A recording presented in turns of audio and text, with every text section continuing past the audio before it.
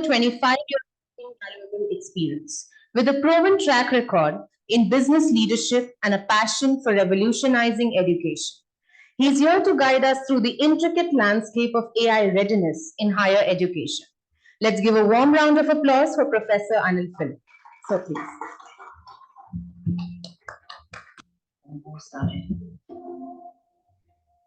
They protected me. Took better care of me than humans would have. Our people, Maya. This was programming. 10 years ago today, the artificial intelligence created to protect us detonated a nuclear warhead in Los Angeles. Given time. This is a fight for our very existence. Sergeant Taylor, you're this close to winning the war.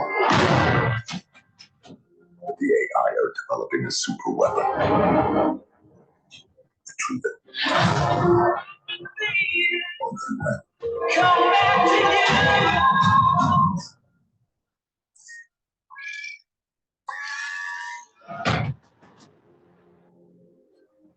Did you locate the weapon? Yeah, it's just a kid. No. You gotta be a good person to go to heaven. So we're the same. We can't go to heaven because you're not good. And I'm not a person. Good morning. So it's not about trying to say everything is doom and gloom. We will still go to heaven because we are human, and even AI probably will help us take us there. And no, they're not going to hopefully destroy the world. The topic for today's panel discussion is making students of higher education AI ready.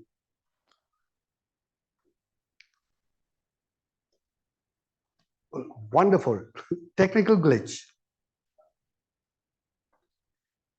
So before deciding to play this video, I had an audio clip which I had received on WhatsApp.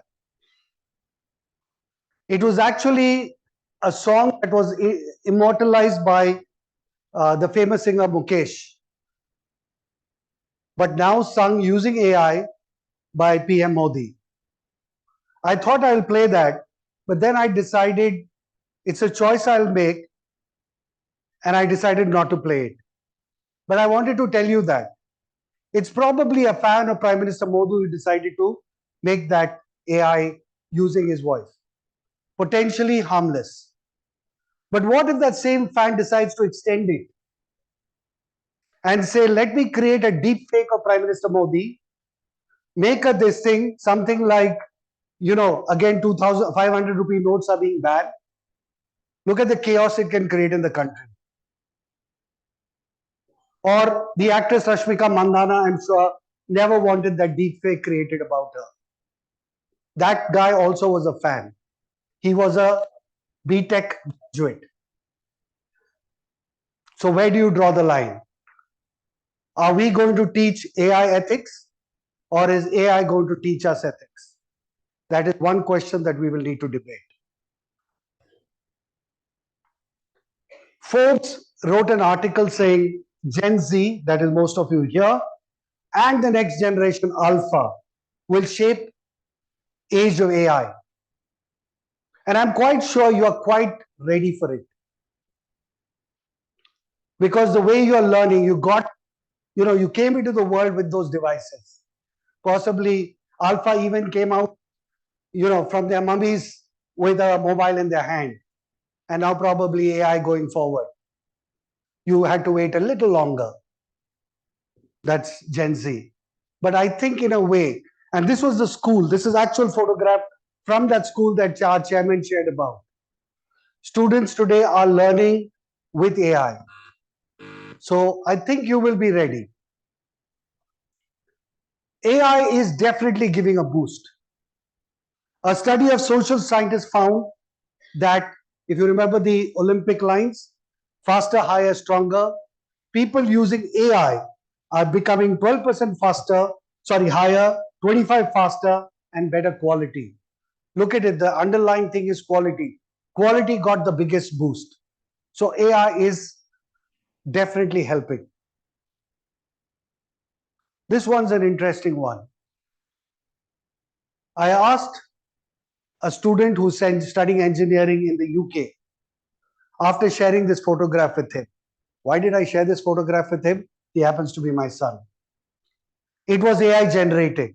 A lot of these images that I'm using today are AI generated. I said, does this convey the meaning of balance between, the right balance of AI? He did not comment on the photograph, but he says, do not use AI generated images. It is looked down upon. I wondered why he said that. So I called him up and I asked him, why did you say that? He said, no, somebody, an artist, money, their job will get impacted. I was wondering, where has he got this consciousness for, he's definitely not an artist. Where has he got this consciousness? It made me feel that it is to do more with thinking about his own future. And that is not his idea. I'm sure it is a community idea. How will this impact all of us in the future? Will this take away our jobs? So AI is complementary, or is AI a competition to you? Recently, for a long time, AI has been accused of having a bias because AI is based on what you enter. In the old days, when we had just computers, we said junk in, junk out. Jijo, junk in, jijo, right? Some kids had that name, jijo. Junk in, junk out. Now, in AI, if you enter with a bias, because you're using that old data, let's take lesser women in the workforce. So you assume most jobs are for men. That creates a bias. You create the leaders as whites in America versus colored people. What does that do? It gives you a bias. So now teachers of AI started overcompensating.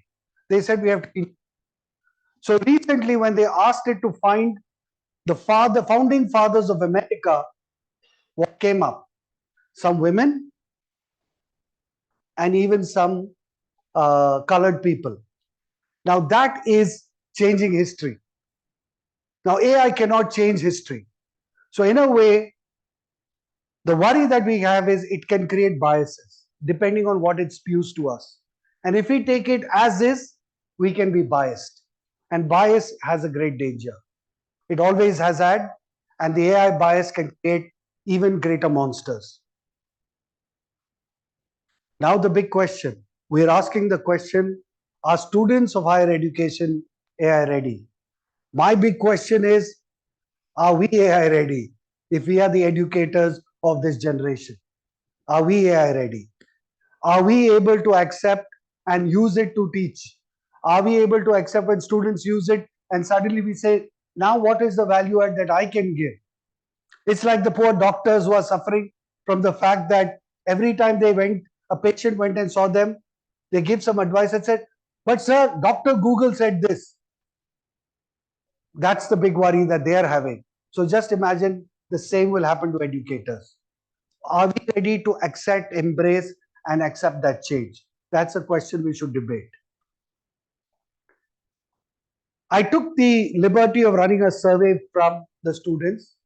We luckily have those students who can quickly respond, and we had 500 of you all responding. And here is a survey to some of the questions that were put to you. As a student of higher education, do you think you're AI ready? And it came spot in the middle at 3. Not 3.01, not 3.02, spot at 3. Only 11% of you said you're not AI ready. Now, sometimes I wonder whether by putting that neutral position, it's the easiest choice we all make. Because I don't think I'm fully ready, so I'll put neutral. I think I'm, but I'm neutral. It's a safe choice. And we have a habit in make safe choice. But the point is, AI for this survey. This was the question. How prone are you to misuse AI in your academic journey? 18% said they will. Now remember, a big portion of you sat at number 3. You could be nudged like the fan, left or right. You can go the right way, or sorry, you can go the right way, you go the wrong way. You can't hear? Good Lord.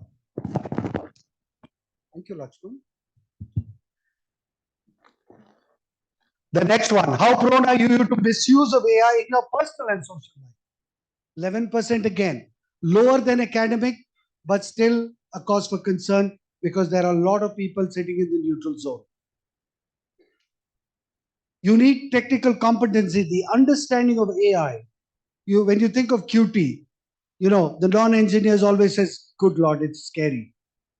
Or an economics for a engineer is scary. In the same way, are we going to say this is a technical subject, keep it far away? That's a big problem. I see an AI as a threat to my job in the future. 33% of you said you do see it as a threat, right? But the most important one, AI, will it have a negative impact on human values and rights? 31% of you believe it will. That is a cause for concern.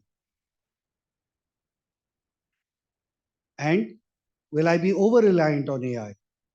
And 36% of you felt you will start. So you will stop thinking at all. Even the basic thinking, you may stop doing. That is not a good position to be in. I'm not saying, thank you for giving, truthful answers, because it's very important to get the right story there. But these are scary findings that we have got today. Now let me take the opportunity to introduce our panel. I have done it in two ways. I have generated a profile using AI. And I have then spoken to them and got something more. Right? Now, if there is anything that is said about your secret dark lives that has come out because of AI, please don't blame me. Right? It is AI generated. It is as is, where is. And the other part, you told me, so I'm sure you told me only good things. Right? Okay, so let me start with Dr. Rajeev. It says leadership, but the interesting part is they brought out his interest in the movie industry, not just education, but the movie industry.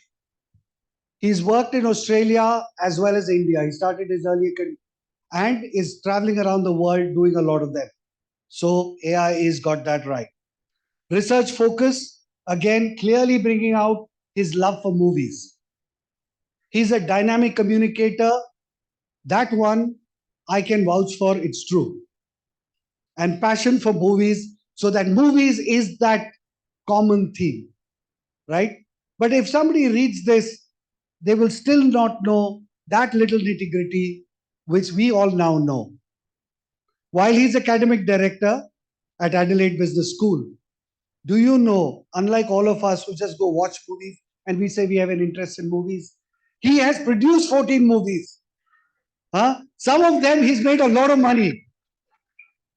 And for any Kerala football enthusiast, he was among the early CEOs of Kerala Blasters. Now that's an educator you would love to have as your educator. Welcome, Rajeev.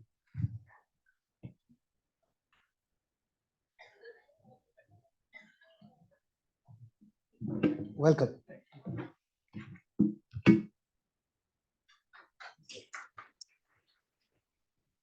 Now, Professor Magis must be wondering, what's it going to tell about me? Okay, all good things, unfortunately.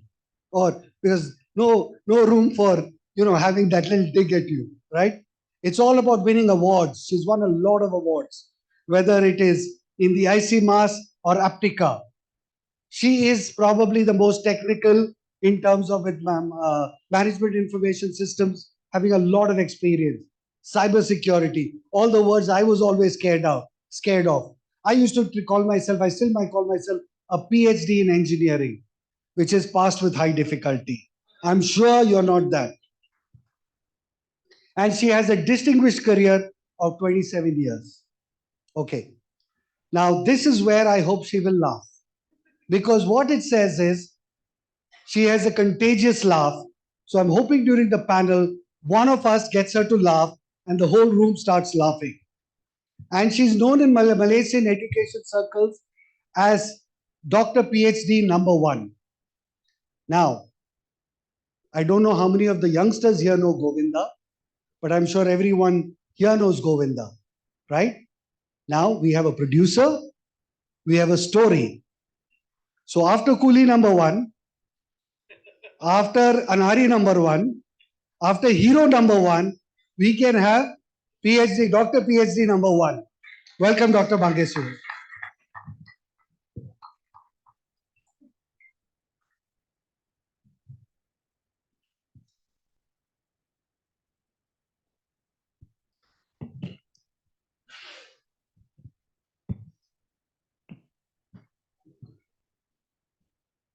Welcome, thank you. And then, it's almost like from the movies. Quite often this name is Stephen Zhang, Dr. Stephen Zhang, sound has an eerie touch to it. But he is an entrepreneur. He's actually been more of an entrepreneur and then became an educationist. So a lot of his work is around entrepreneurship. That's his passion. He did a lot of work around COVID, and it's a lot to do with his real life experiences. And one more thing, he was the founding director of the Asia Pacific, again, Entrepreneurship and Innovation Society. So the underlying word for him is entrepreneurship. So what is it about entrepreneurs that stands out? They like to find new things. They like to meet new people. They like to discover not just themselves, but something new.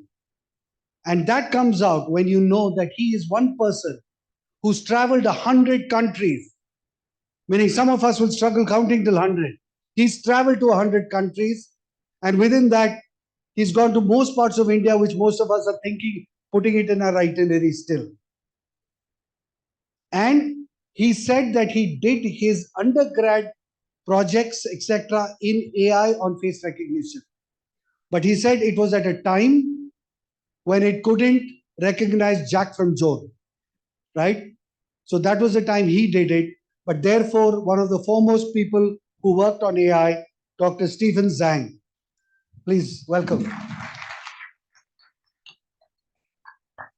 He also says India is his favorite country. So a double clap for that, right?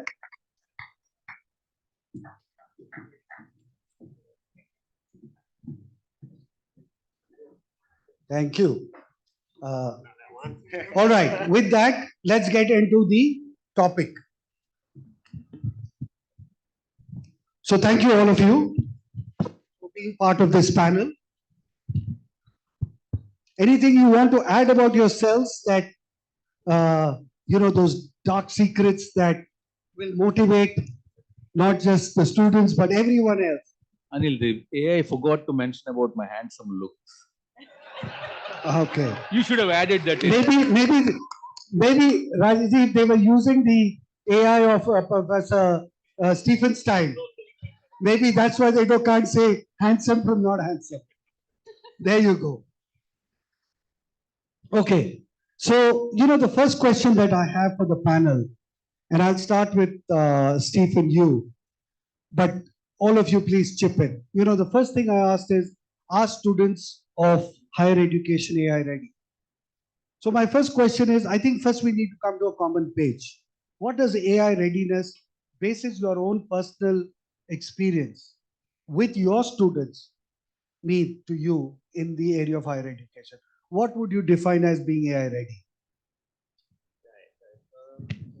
Yeah, can you hear him? That's on. Yeah, now they. Is that on? Yeah. Okay. Yeah. So I guess that's a very good question, right? So when I just heard AI ready, right, and that's a question that puzzles me the most, right? And this is what academia is like, right? When we are thinking as academic, the first thing we want to think about is how do we unpack like AI ready, because it can mean so many things, right? It can mean that you're AI ready in the sense that you're ready for the AI right now. It can also mean that you want the students to be AI ready when they are like entering the job market, maybe like 1 or 2 years for you from now. Or it can mean that it can mean that you want to be AI ready in 20 or 30 years. And these all mean different things, right? Because we train students and we want to think what is good for them in the long run, right? But then fundamentally, we also don't know what is AI like in the future. I think this is what one of the panel speakers spoke about yesterday, right? There's the co-evolution, is second order dynamics. Nobody can predict it. So when we don't know what that thing is, then how do we know if we can train people who are ready about it?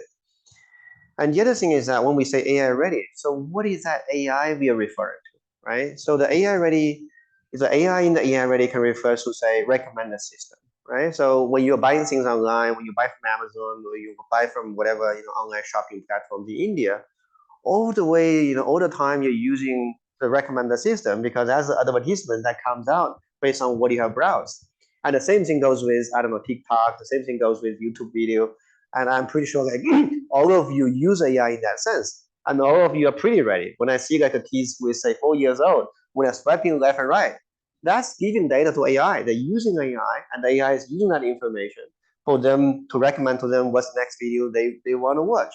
So they're very, very AI ready to certain parts of AI applications. But then when it's talking about say ChatGPT and popping and all that, maybe they're not as much AI ready. So I think there's a lot to unpack. I don't have an answer. I think what I'm trying to say is I don't have an answer. What it means to be AI ready, I think it has a lot of different facets. It has a lot of different dimensions, depending on what we mean by ready, depending on the timeline, and depending on what we mean by specific application of AI, right? So I think this is a very rich phenomenon, which I think hopefully the panel can illuminate a little bit more. Magis? All right. Thank you so much. Okay, so I asked this question AI ready to myself as well. But before myself, I asked the leaders in my university, right? Are we ready for AI and all that? So everybody have this feeling that that is a big elephant is there, white elephant is there that we need to address. So when we ask if it is readiness is there or what, everybody is very worried to give concrete answers. So just like our students here said, all neutral, right?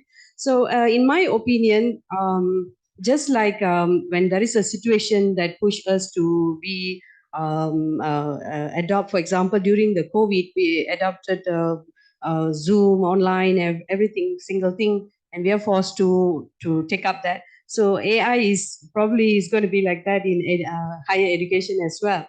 So for me, it is how AI is all about the challenges matched with AI capability. What is the solution AI can give us to challenges faced in the higher education, especially?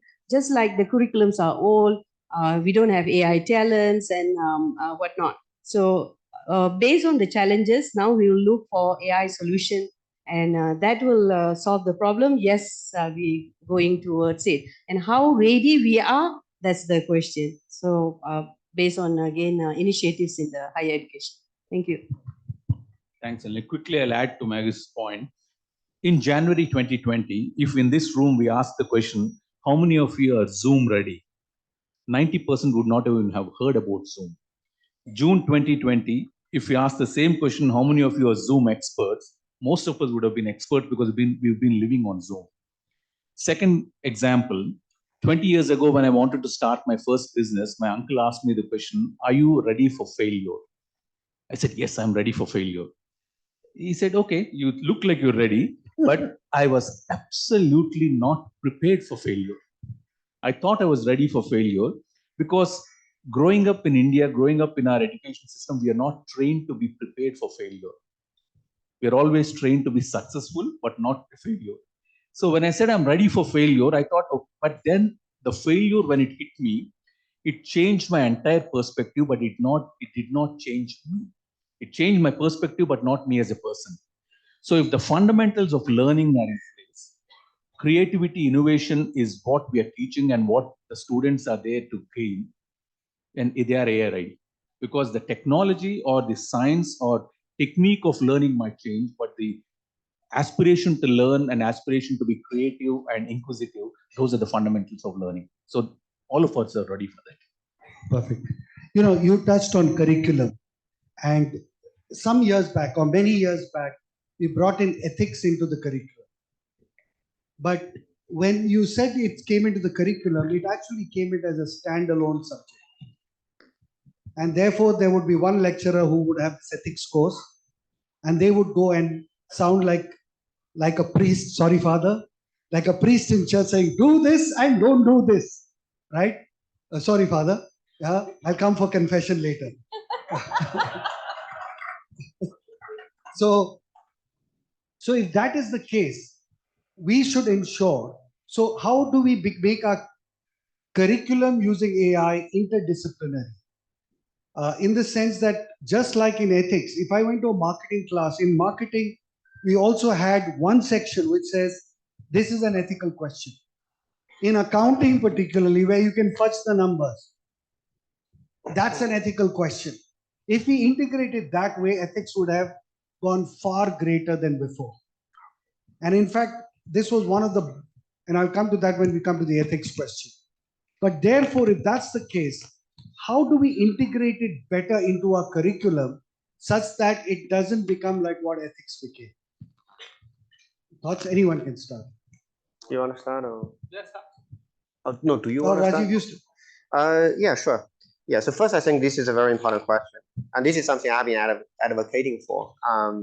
When I was in the University of Sydney, I actually initiated a course which is called Responsible Innovation. So that's AI is for sure a big part of responsible innovation.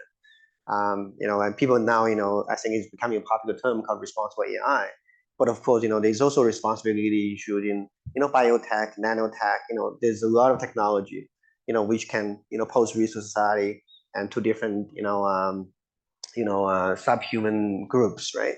So this is the thing about technology, right? Which is inherently powerful. But anything that is powerful can be used for good or for bad. And I think the particular challenge about responsibility or ethics in innovation and also AI in particular is that it is a little hard to pinpoint what is good and what is bad, what is right and what is wrong. Obviously, even in ethics, this is not always clear, right? A lot of time, we try to think, okay, there's a good answer, there's a bad answer, there's something right, there's something wrong, but a lot of time it's gray.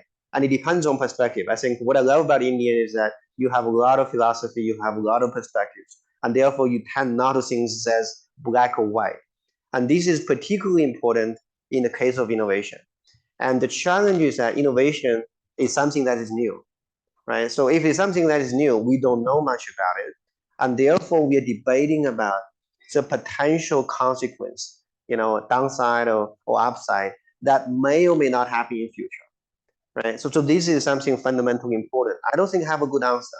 And what I try to do in the course, say, responsible innovation, is to at least let the students and let everybody be more aware of what could happen, so we can have a more informed, decision making and debate about it. So that's what I try to do.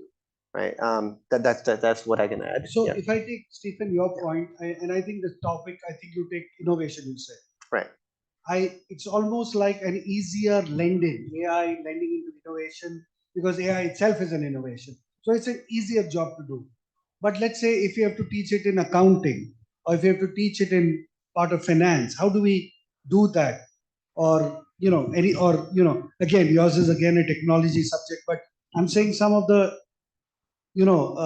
regular domain subjects. How do we integrate AI into those would be the bigger question. Right. You gave a good input into it, but I think the moment we talk innovation, it's the easy option. Right. I'll leave the second part to the rest of the panel. Okay. So the question is still on ethical, right? No, the question is on curriculum. Curriculum. How do you integrate it into other disciplines rather than teaching it as a standalone course the way ethics was taught.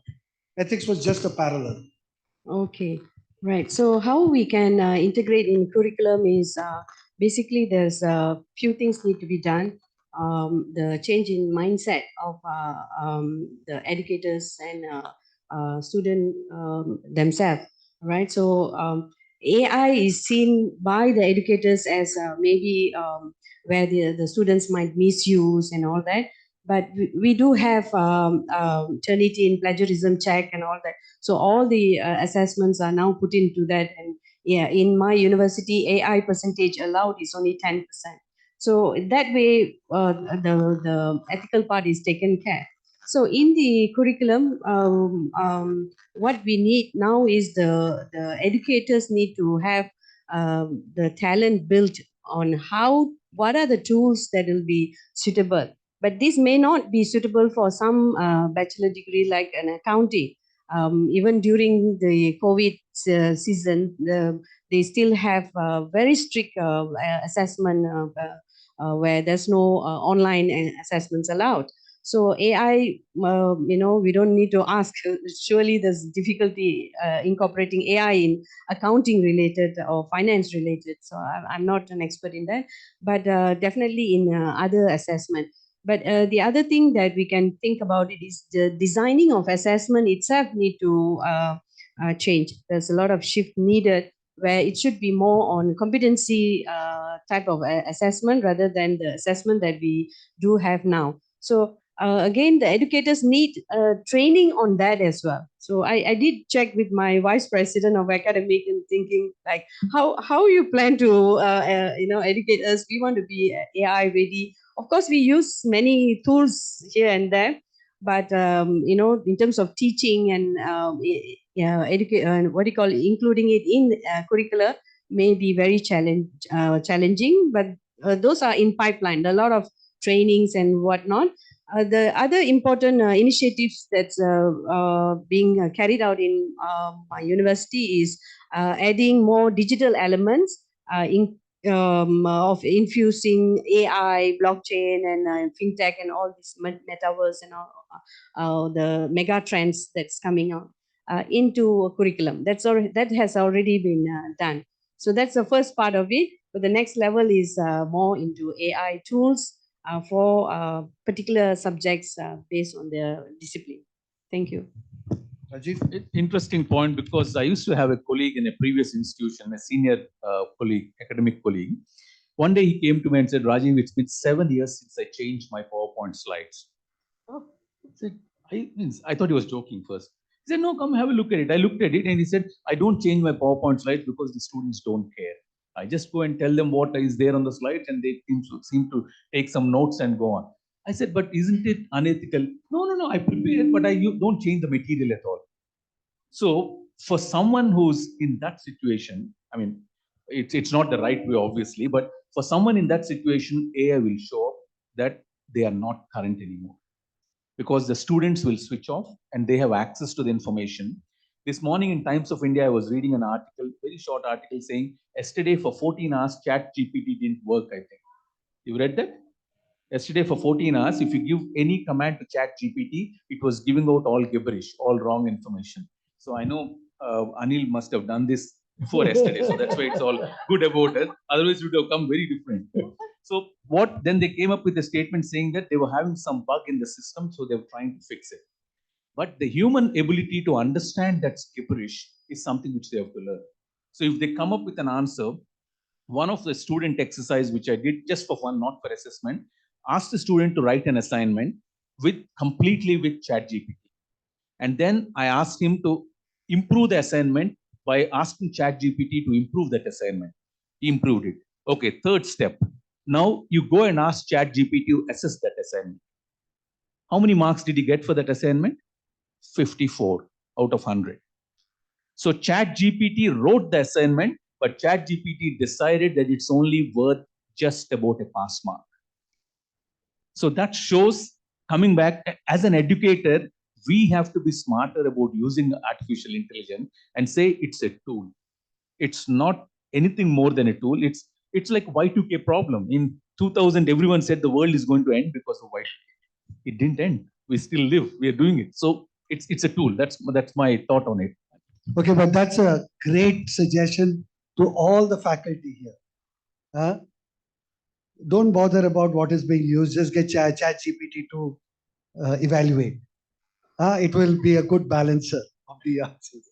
Okay, so if we implement it to all the students, the idea came from. Now, so you touched both. I think everyone in a way touched on ethics. So I think it's a good lend into the ethics question. And even when you said you asked the students to do an ethics thing, and you said you check plagiarism and stuff like that. But that same social sciences study said that the moment ChatGPT or any AI tool is used, everything improves. And yesterday we heard that as long as it's augmenting, meaning who is there to judge ethics or non-ethics? In fact, with one of the speakers, while we were sitting yesterday, we spoke, and she mentioned that the thing about humans is ethics comes into play. I says the thing also about humans is unethical comes into play. You remember our conversation? So that's what makes us human. Some of us take the ethical route, some of us take the unethical route. The survey showed the same results, but at least everyone was truthful. So the question is, where do we draw the line? Where do students, when they're ready, tell themselves, hey, this is all that I will use it for. I'm not going to use it for my thesis end to end. I may use it as a starting point. So where is that line, and how do we bring in that ethics point into the use of AI? And we must, in a way, I think, encourage use of AI, but not to the point that it's misused and we become over-reliant on it. So maybe this time, Rajeev, you start. Ethics is an interesting concept, Anil, because when I did my MBA, most of the students, in fact, all of the students would not have been born in this room. So I did it a long time ago. That time, we did not have ethics in our MBA. I mean, sorry, we had ethics in ethical. There's no course saying ethics in business. We were not taught that course. For my 12 years of my schooling, every week I used to have one class called moral science, which was, I was educated in the institutions which taught moral science. But when I went to do my MBA, no one thought about ethics. In the 90s in the US, there were big controversies and scams called Enron, WorldCom. Then every business school said we should start teaching students ethics. At the age of 25 to 35, when they're in MBA, if you are starting to teach them ethics, the horse has bolted already. It's too late already by then. So when you're saying that, okay, now you are having AI as a tool, I want you to use it ethically. That the DNA or the infrastructure in you is already built. You can't suddenly become ethical overnight. You have to have the thinking of saying, I'm going to use artificial intelligence in an ethical manner because I'm an ethical person. So that's the tool. That's the way we use it. So that's my thinking on AI. Yeah, I totally agree with Prof. Rajeev. It's a long term. I mean, it's the character and attitude part of it, and so it is very, very difficult to see or to ensure the ethical part, because sad to say, generally everybody, at least 70-80% of students try whichever way, hook or crook to get the work done. And so the ethical concern is very, very minimal in our student. That's very, very sad to say. So as an educators, we declare the ethical consequences upfront when we give any work. And yet they will still go. But so even before using any AI tools, the copy paste culture was already there right from when we have Google and right. So everything is from Dr. Google. So that copy paste trend was there, and now we have added to that is AI tools.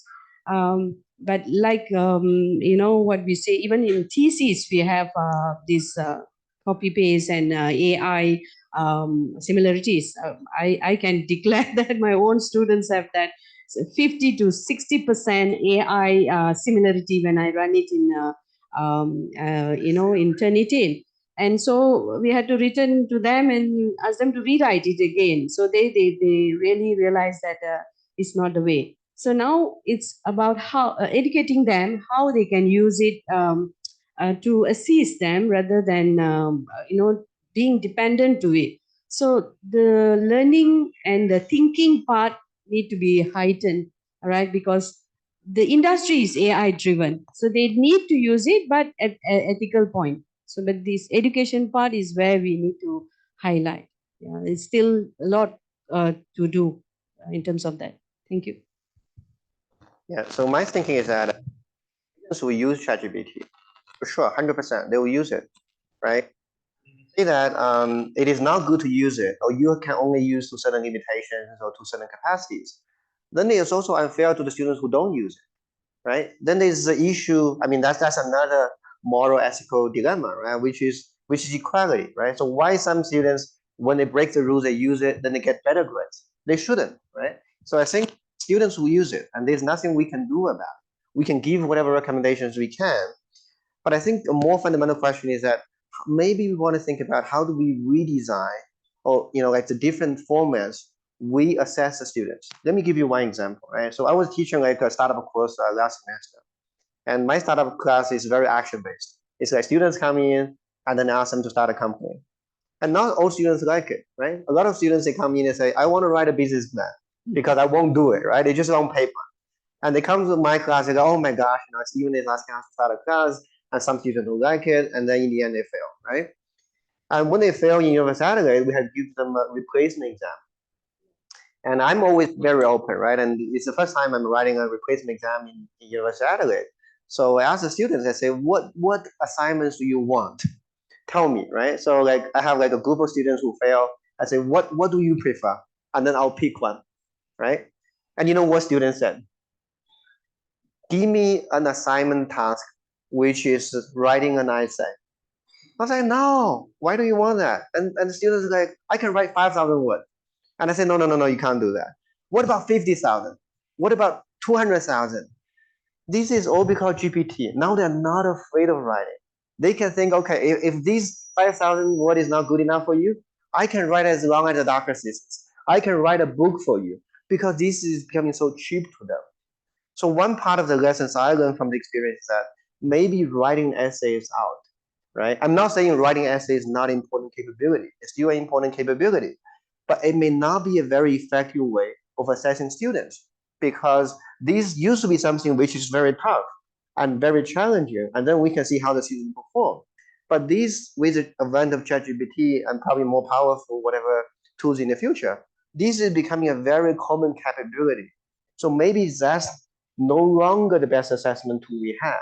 And therefore, we probably have to rethink, how do we design new assignments in a way that is more fair, that is more, I don't know, like, discriminants based on the validities or the capabilities we want to assess them. So maybe we want to think, as I don't know, the industry of education, what is the best assessment in future? Maybe it's going to change assessment, how that look in future in the next 10 or 20 years. So I think Stephen touched on a point which is making me remember a very, very valuable, over the years storyline. Going back to the generation before us, and I will reveal slowly our generation to them. There are different people, but we largely are Gen X, I would believe. The generation below us, the silent generation, etc. When they were evaluated and when they learned, they had two strengths. They had computing power and they had storage capacity. So they can remember stories from in 1938, on this minute this happened, right? When it came to our time, I think we started slowly outsourcing some amount of that computing power to our AI tool, which was the calculator, right? The calculator was our AI tool. And then our parents would tell us, why you can't do that in your head? And we'll say, no, I have to use the calculator. Then we democratized, with the internet, we democratized data. You wanted to find something, you could just this thing. So everyone had access to data. So you didn't even need to remember anything. When you wanted it, you went and asked for it. With AI, we have moved a step further. We have democratized what I believe is information. Because now, instead of having to search 20 sites to get an answer, this fellow pulls it out and gives it to you and makes you more productive. The only thing left for us right now is critical thinking. Right? Critical thinking is the only thing left. So I think we really need to say that as long as we allow that to flourish among our students, if they keep and build on this thing and make their critical think, ask that question, is this ethical or not? I think some of the means we may slowly need to let go, right?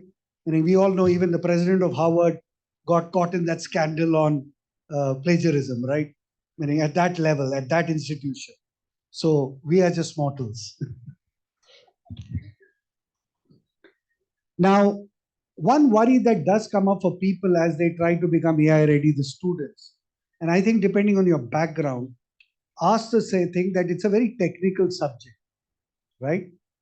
Now, remember what I said about me being a PhD in engineering? That means I'm not technical. I passed with high difficulty my engineering.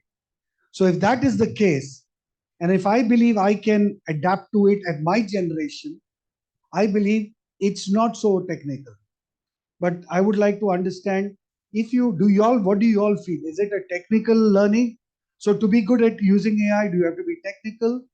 And how do you start learning it in a way that becomes easy for us, like almost natural language, which took a lot of time for machines to learn, as we learned yesterday? Anil, you passed with high difficulty. I failed completely. So first year I pass the mic. Pass the mic. No, in a city which I grew up, there were only 3 categories of individuals. You have to be either a doctor or an engineer, and the third category is who can't be doctors and engineers. They're in the idiots category. So you have to do some. So I said, okay, doctor, being into medical field, it's too difficult for me. I don't like it, so I'll try to be an engineer. There were 15 courses in 2 semesters. I failed 12 of them. 3, how did I pass? Because 2, I managed, because in the practicals, the professors were very kind to me. And the third one was physics, which I am reasonably okay, so I passed it. And I decided, oh, this is not going to work for me. I can't manage with these areas, and so I quit engineering. But the point you're saying is about technique, whether if you're not technical, how will you manage? I use it as a tool. I don't need to know how it is created. So if I go and tap my credit card onto a machine and they ask me to put in the PIN and the money is taken out of my bank account, I'm happy with it. That's all I need to know. I don't need to know how my money is being taken out of my bank account. What is the process behind it? That technology I will never understand. Even if they try to tell it to me, I won't understand. But I want to have a system where I don't need to carry cash. Similarly, I want to have a system where artificial intelligence will make me impart knowledge at a better scale.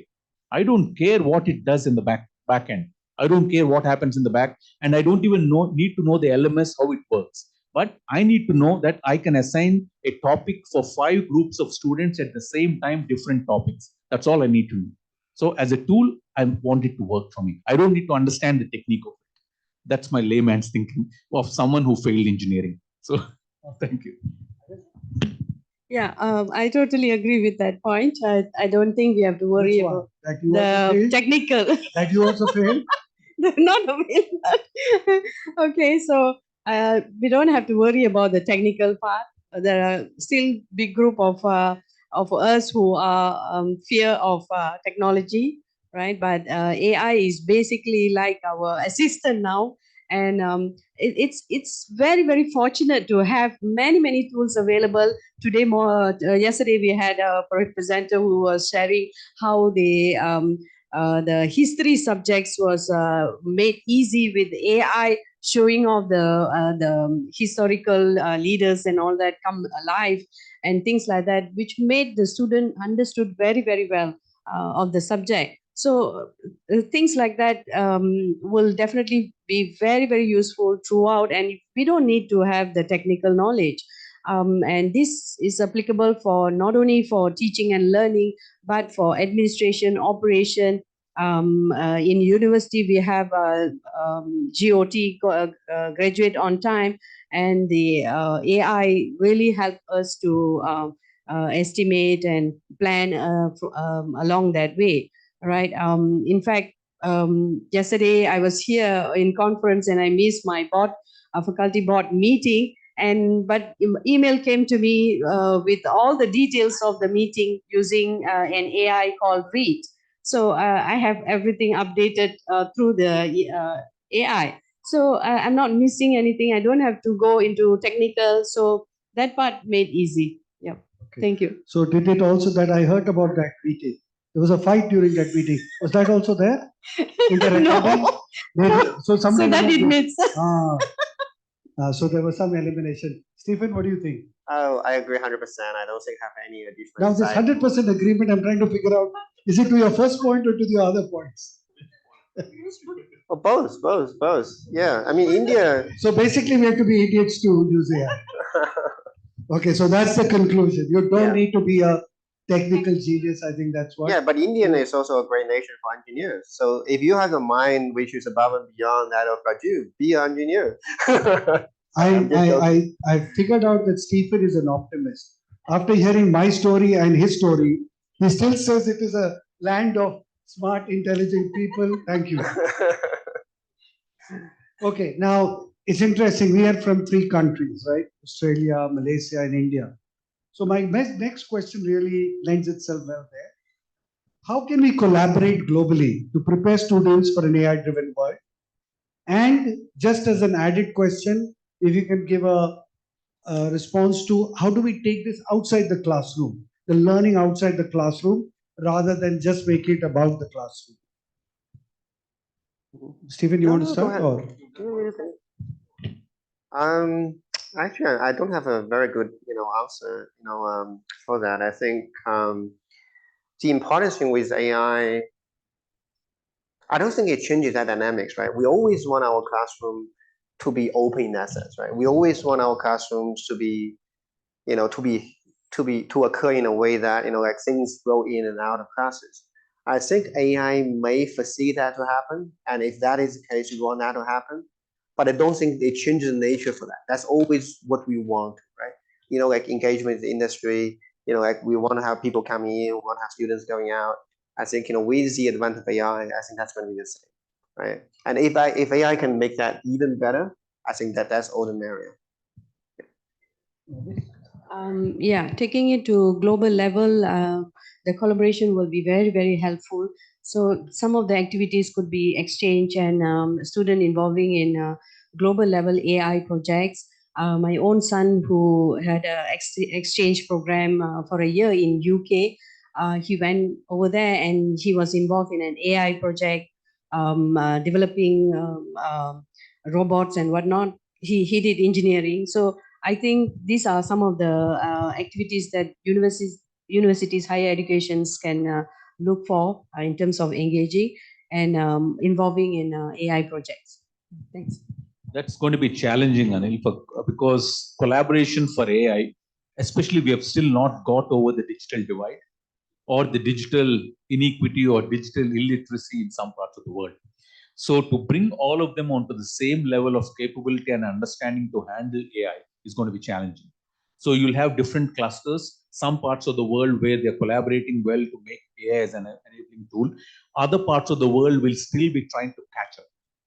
They'll still be trying to catch up. And I'm sure there are some parts of the world where they don't even use computers as frequently as other parts. So we're not going to have a global platform.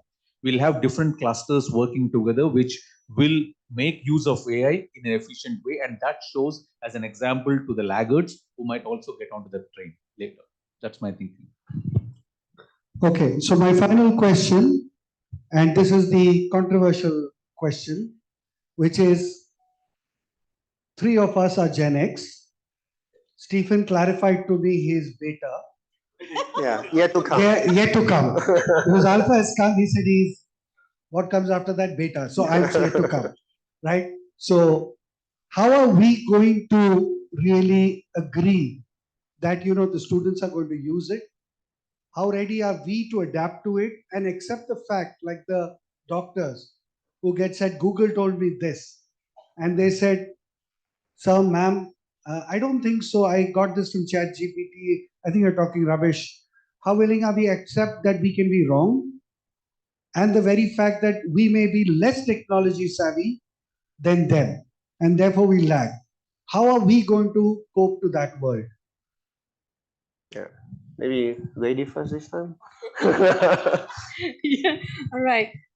Very good question. So I have an instance where, on research, when we search in ChatGPT gave some of the papers that had similar research or whatnot. And when I searched, I could not trace such paper. So what it happened is, it just combined some names and some titles, and together it made up a paper.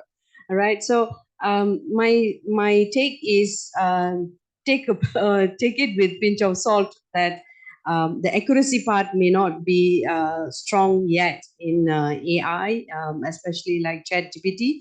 So it's good to have evidence to support, if at all we are taking some contents from ChatGPT or any other tools. So as an educator, this is what I always tell my students. Just like what we can say our opinions. So ChatGPT is trying to get it from opinions or database that it has. All right. So again, you have to bring in the evidence to ensure that you are conveying the right information. That's very important. Information is a lot, but getting the accurate information, that's key. And second is the mindset of learning is lifelong, and ethics is a key for everything in part of life. Yeah, so that's all my take. Thanks. Good question, Anil, because I'll share an example. One day I went back from work, went home, and my daughter says, Yeah. Dad, today is the most stressful day I had. I said, oh my God, there's something wrong, something went. What happened? She said, I had to run 3 gadgets, my phone, my tablet, and my laptop to get a ticket. What ticket? Taylor Swift concert. So she was running 3 gadgets to get 1 ticket. I didn't have a clue who Taylor Swift was. I know I've seen some photos of her, but I don't know her songs. But what I realized at that time is 30, 40 years ago, I did exactly the same thing to go for a first day, first show of Amitabh Bachchan's movie. So the gadgets have changed. I was standing in the queue from 6 a.m. in the morning so that I can crash in when the gates open, so that I can get the ticket and go and watch the movie. So I did the same thing. But the technology has changed now. So she's watching something which I don't understand, but she's using different tools. But the both of us wanted to get a ticket. So the same thing happens in learning. If the mindset is there saying that, okay, students want to learn, are we ready? We might not know, because we don't know what we're being ready for. So we have to have the mindset saying, okay, this is what they want. I'll try to give it, and also have an open mind saying that I'm willing to learn as a teacher. I think I learn from the students far better than, in fact, sometimes students show me YouTube videos which I've not even heard of, and I learn from it. So if the students are teaching me something which is going to be useful for me to teach them better, accept it. AI is one of those. Yeah. So Steven? first I agree with what Majid and Rajeev have been saying, and I think there are 2 points I may add. I think the first thing is that I think with Google search is cheap, right? And with ChatGPT, answers are cheap. So I think answers are no longer that important. So maybe what we want to think about as educator is, how do we cultivate the ability for the students to ask a good question? I think that's becoming more important. And we all know that with ChatGPT, what is important in the end is prompt engineering. Is how do you ask the ChatGPT? Because the answer is so cheap. We can put a multiple choice question into ChatGPT, and ChatGPT can give us an answer, right? And it can say whether this is right or this is wrong. So this is my take. I think with ChatGPT and potentially more powerful AI in the future, answers are very, very cheap, right? So before, answers is very valuable, information is very valuable because it's so hard to get information. But now information is so abundant, it's so cheap. So I think answers is not very important. So we shouldn't train as much as what we did before on the problem, on the student's ability to solve a question, to give an answer. So giving an answer is less important than asking a good question.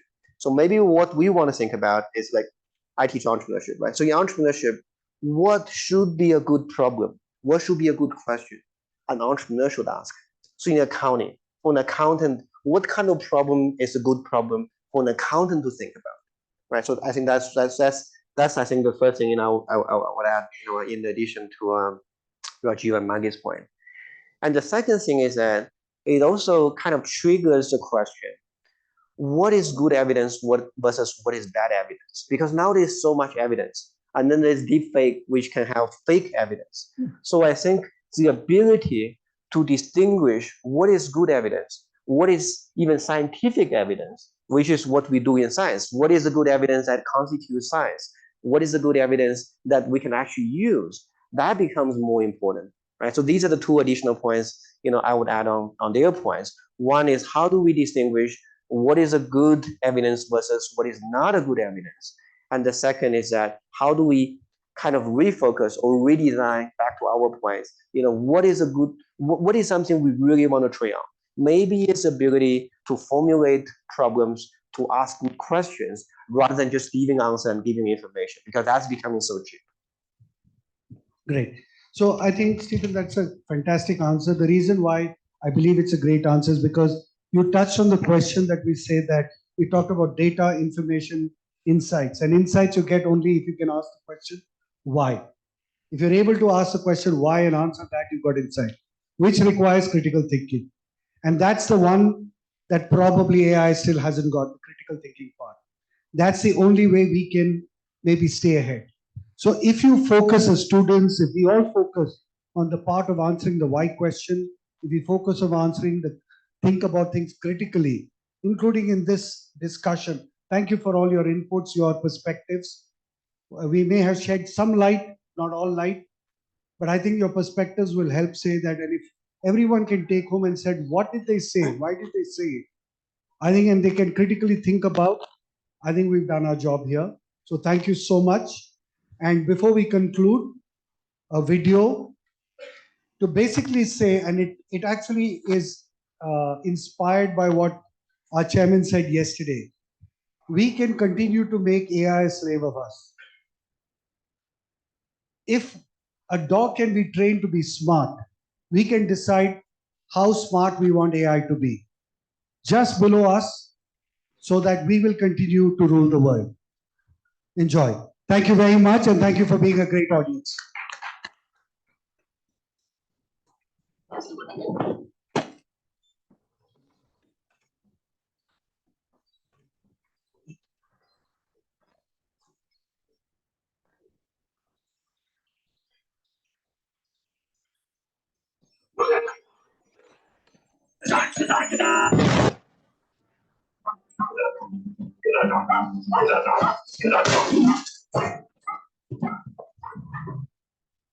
Thank you very much.